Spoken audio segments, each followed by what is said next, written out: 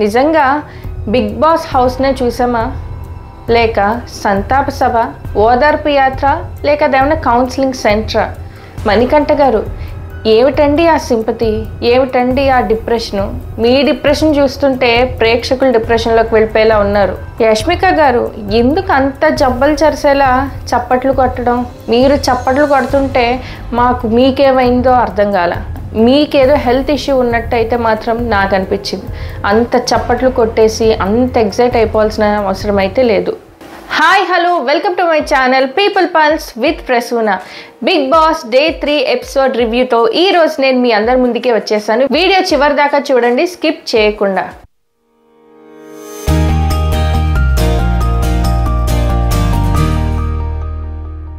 నిన్నటి నామినేషన్స్ కంటిన్యూషనే ఇవాళ ఎపిసోడ్. ఆదిత్య ఓం గారు వచ్చారు నామినేషన్స్ చేయడానికి. ఆయన నామినేట్ చేసింది పృథ్వీ గారిని, ఇంకా శేఖర్ భాషా గారిని. పృథ్వీ గారిని వర్క్స్ షేర్ చేసుకోవట్లేదు అన్న పాయింట్పై నామినేట్ చేశారు ఆదిత్య ఓం గారు. శేఖర్ భాషా గారిని ఎందుకు నామినేట్ చేశారంటే లేజీగా ఉంటున్నారు, ఇన్వాల్వ్మెంట్ లేదు, హౌస్ యాక్టివిటీలో ఇన్వాల్వ్మెంట్ లేదు, బద్ధకంగా ఉంటున్నారు అన్న విషయం పైన ఆదిత్య ఓం గారు పృథ్వీ గారిని, శేఖర్ భాషా గారిని నామినేట్ చేశారు. నిన్నటి నుంచి చెప్తున్నాను, ఇప్పటి వరకు చేసిన కంటెస్టెంట్ నామినేషన్స్లో ఏ నామినేషన్ కూడా సీరియస్గా లేదు. అందరివి కూడా సిల్లీ నామినేషన్స్ లాగే అనిపించినాయి. ఈవెన్ ఆదిత్య ఓం గారు చెప్పిన నామినేషన్ కూడా సిల్లీగానే అనిపించింది నాకు. నిన్న మొన్న జరిగిన ఎపిసోడ్స్లో ఆదిత్య ఓం గారు ఎక్కడా కనిపించలేదు. ఆయన వీళ్ళిద్దరినీ కూడా లేజీగా ఉన్నావు, ఇన్వాల్వ్ అవ్వు అంటమైతే మాత్రం విచిత్రంగా ఉంది. యష్మిక గారు కత్తిని పట్టుకున్నారు, one of the chief first వెళ్ళి కత్తిని పట్టుకున్నారు. ఆవిడ శేఖర్ గారిని నామినేట్ చేసింది సేమ్ పాయింట్ పైన. శేఖర్ గారు రూల్స్ని బ్రేక్ చేశారని, లేజీగా ఉంటున్నారని. ఈ పాయింట్ పైన యష్మిక గారు ఆవిడ ఓట్ని మాత్రం నామినేట్ చేసింది మాత్రం శేఖర్ భాషా గారిని. నెక్స్ట్ సీత గారు వచ్చారు నామినేట్ చేయటానికి. ప్రేరణ గారిని, బేవక్క గారిని నామినేట్ చేశారు. ప్రేరణ గారిని నామినేట్ చేస్తూ చెప్తున్న పాయింట్స్ ఏంటంటే, తను కొన్ని వర్డ్స్ వాడిందంట, ఈగో, సుపీరియర్ అని. నిఖిల్ గారు వచ్చి ఆయన ఒపీనియన్స్ అందరికీ చెప్తున్నప్పుడు, లేక వర్క్స్ డివైడింగ్ విషయంలో అందరికీ చెప్తున్నప్పుడు ప్రేరణ గారు కొన్ని వర్డ్స్ యూజ్ చేశారంట, ఈగో, సుపీరియర్ అని. ఆ వర్డ్స్ సీత గారికి నచ్చక ప్రేరణ గారిని నామినేట్ చేశారు. నెక్స్ట్ ఆవిడ నామినేట్ చేసిందంతా కూడా నిఖిల్ గారి విషయంలోనే. అంతేగాని ఆవిడకి అక్కడ మరి ఏమనిపించి నామినేట్ చేశారో అర్థం కాలేదు. ఇది కూడా చాలా సిల్లీ నామినేషన్ అనే చెప్తాను నేనైతే. బేబక్క గారి విషయానికి వస్తే, సీత గారు చెప్పిన విషయాలు 3 times ఒక డేలో వంట చేయాలి, బ్రేక్ఫాస్ట్, లంచ్, డిన్నర్ అన్నారు కదా, మరి డిన్నర్ టైంలో 2 times ఎందుకు కుక్ చేశారు అండ్ 2 curries ఎందుకు కుక్ చేశారు అని అడిగారు సీత గారు బేబక్క గారిని. సో దానికి ఆన్సర్గా ఆవిడ ఏం చెప్పారంటే, ఒకటి చికెన్ కర్రీ, ఇంకొకటి ఆలూ కర్రీ చేసాము, ఒకటి వెజిటేరియన్స్కి, ఇంకొకటి నాన్ వెజిటేరియన్స్కి అని.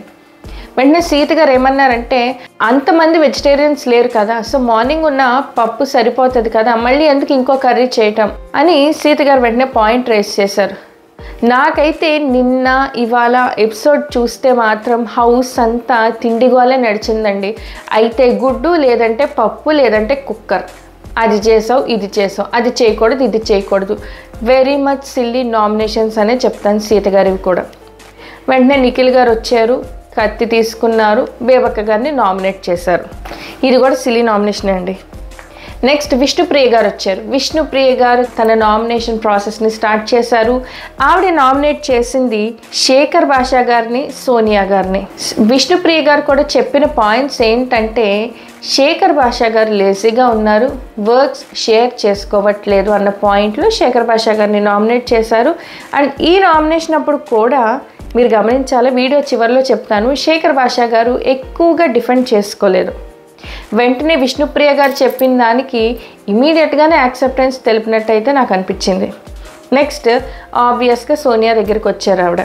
సోనియా గారిని నామినేట్ చేస్తూ చెప్పిన పాయింట్స్ ఏంటంటే, కుక్కర్ విషయంలో అంత ఇర్రెస్పాన్సిబుల్నా, లేక కుక్కర్ విషయంలో బేబక్క గారిని అంత ట్రిగర్ చేయడం, లేక అంత పాయింట్అవుట్ చేయడం అన్నెసెసరీ. ఎవరైనా హౌస్లోకి వచ్చాక ఆ యుటెన్సిల్స్ వాడడం కష్టమవుద్ది కదా, ఫస్ట్గా తెలీదు, ఆ ప్రెషర్ కుక్కర్ కూడా డిఫరెంట్గా ఉంది, సో ఆవిడ ఇర్రెస్పాన్సిబుల్ అని ఎలా అంటారు మీరు? సో ఆ పాయింట్ మీద అంటే బేబక్క గారి విషయం నచ్చక విష్ణుప్రియ గారు సోనియా గారిని నామినేట్ చేశారు. ఆవిడ నామినేట్ చేస్తూ చెప్పిన పాయింట్ ఏంటంటే ఎవరు కూడా కావాలని అలా చేయరు. కిచెన్లో కూడా ఎవరు కూడా కావాలి అని చెప్పి అందరూ ఆకలితో ఉంటే చూసి ఎంజాయ్ చేయాలని ఎవరు అనుకోరు. అది అనుకోకుండా జరిగింది. అది ఎవరికి తెలీదు. ఫస్ట్ డే కాబట్టి కొన్ని అడ్జస్ట్మెంట్స్ అవుతూ ఉంటాయి. సో మనం అందరూ అడ్జస్ట్ అవ్వాలా. సో అందులో బేబక్ గారు తప్పు లేదు. సో మీరెందుకు దాన్ని ట్రిగర్ చేసి 10 సార్లు చెప్పారు. సో ఆ విషయం నాకు నచ్చలేదు అని చెప్పి విష్ణుప్రియ గారు నామినేట్ చేశారు. దీన్ని డిఫెండ్ చేస్తూ సోనియా గారు నిన్న మొన్న చెప్పుకుంటుంది, వాగిందే వాగుతారు, చెప్పిందే చెప్తారు, అందులో అరిచిందే అరుస్తారు. అమ్మో, ఆవిడ అరుపుల్ని మనం పక్కన పెట్టకూడదండోయ్. అరిచిందే అరుస్తారు. ఆవిడ ఎక్స్ప్లెనేషన్ క్లియర్గా లేదు. ఆవిడ ఇచ్చిన సమాధానం క్లియర్గా లేదు. డిఫెండ్ చేసుకున్న విధానం కరెక్ట్గా లేదు. పైగా ఆవిడ ఏం చెప్పిందంటే నాకు ఆ డ్యూటీ ఇస్తే మాత్రం నేను చాలా రెస్పాన్సిబుల్గా ఉంటాను, వేరే వాళ్ళు ఇర్రెస్పాన్సిబుల్గా ఉన్నారు అని అంది. ఇక్కడ ఇర్రెస్పాన్సిబుల్ కాదు, అది కుక్కర్. ఎవరు ఏం చేయలేరు. అది ప్రెషర్ రిలీజ్ అయ్యేదాకా వెయిట్ చేయాల్సిందంతే. దానికోసం ఒక 2 రోజులు లాగి ఆడియన్స్ని ప్రెషర్లో పెడుతున్నారు సోనియా గారు. నెక్స్ట్ వీళ్ళిద్దరు నామినేషన్స్ జరిగిన తర్వాత చీఫ్ అయిన నిఖిల్ గారు వచ్చి వెంటనే కత్తి పట్టుకొని శేఖర్ గారిని పొడిచి నామినేట్ చేశారు. చెప్పినప్పుడు పాయింట్ కరెక్ట్గా అనిపించింది నిఖిల్ గారు. ఇక్కడ ఏంటంటే డిఫెండ్ చేసుకోలేదు. ఇందాక నేను చెప్పాను కదా, అదే ఆయన విష్ణుప్రియ గారు ఏదైనా చెబితే వెంటనే దాన్ని యాక్సెప్ట్ చేసేసారు. ఆయన డిఫెండ్ చేయలేదు. సో మిమ్మల్ని మీరు డిఫెండ్ చేసుకోలేదు కాబట్టి నేను మిమ్మల్ని నామినేట్ చేస్తున్నాను అన్నారు నిఖిల్. అండ్ ఇక్కడ ఇంకొక పాయింట్ చూడాలి, నిఖిల్ గారు ఎక్కడో సోనియా గారి విషయంలో బయాస్డ్గా ఉంటున్నారని.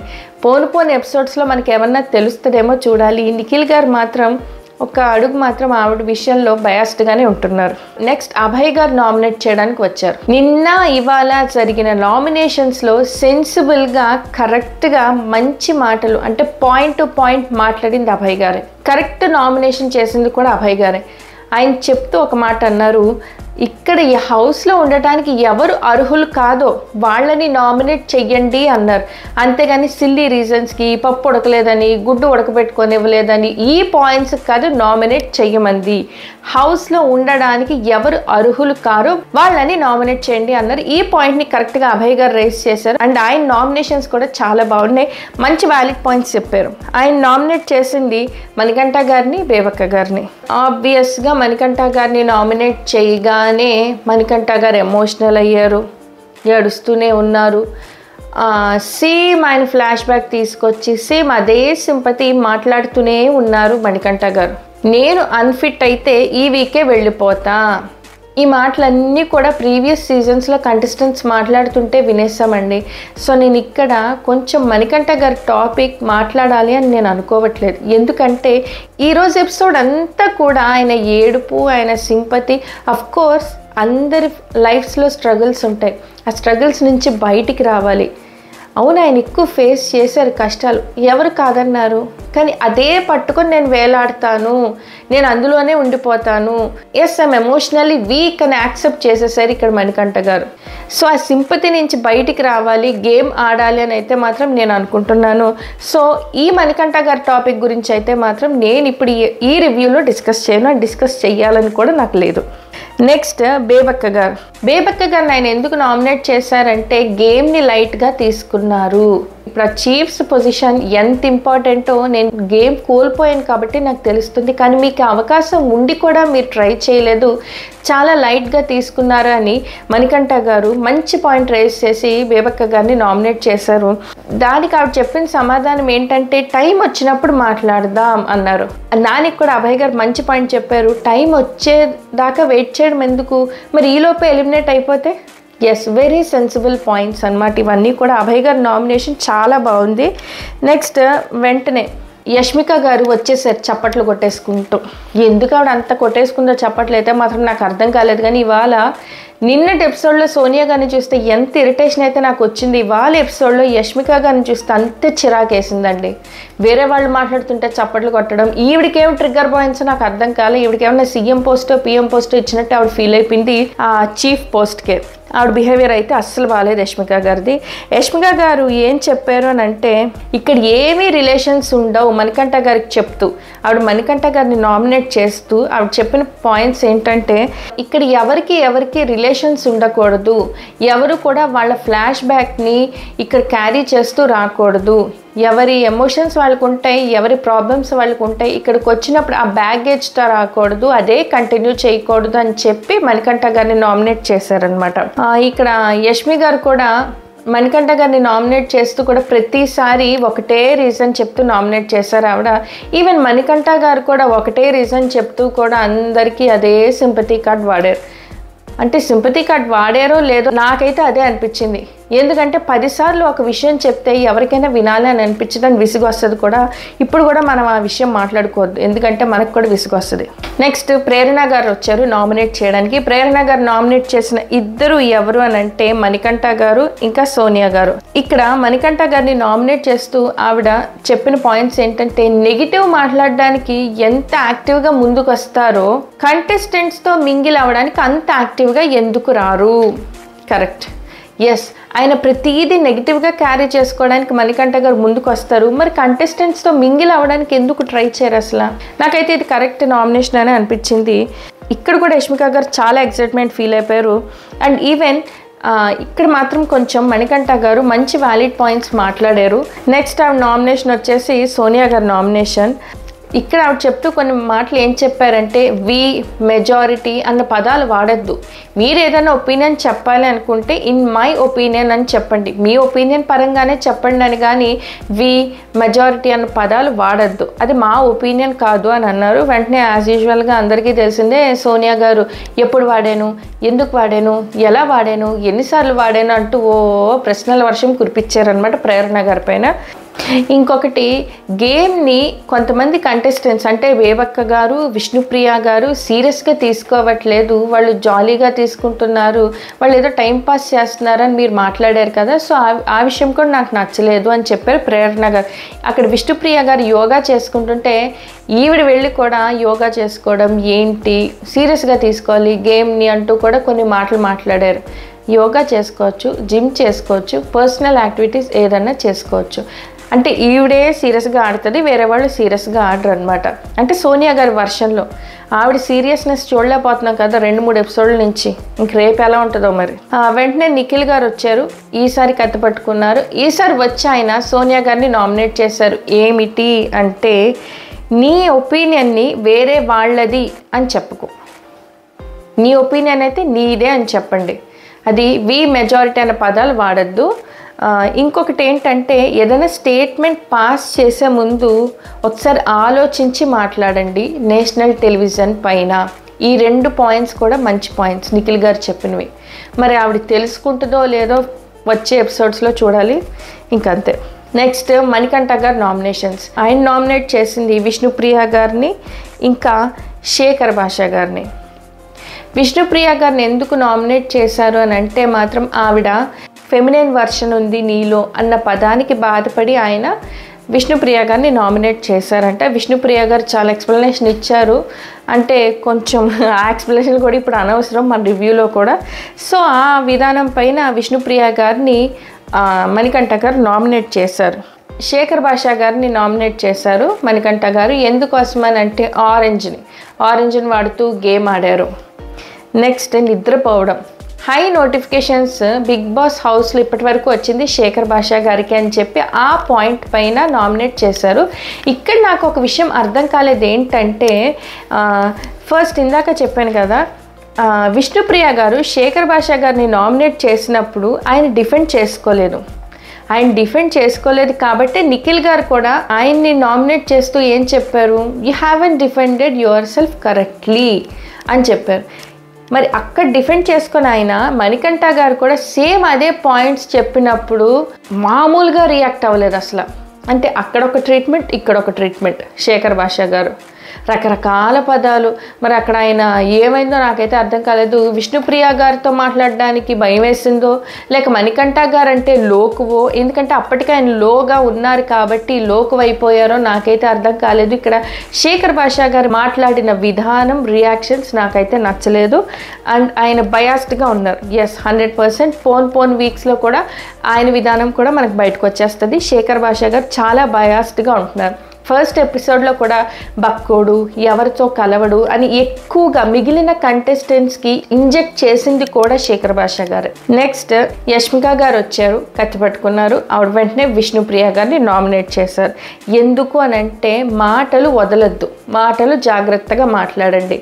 అంటే ప్రతిదీ జోక్ అయిపోద్ది కదా, అంటే జోక్ కూడా ఎంటర్టైన్మెంట్ కూడా లిమిట్ ఉంటుంది. సో వాడే పదాలు జాగ్రత్త అన్న విషయం పైన యష్మిక గారు విష్ణుప్రియ గారిని నామినేట్ చేశారు.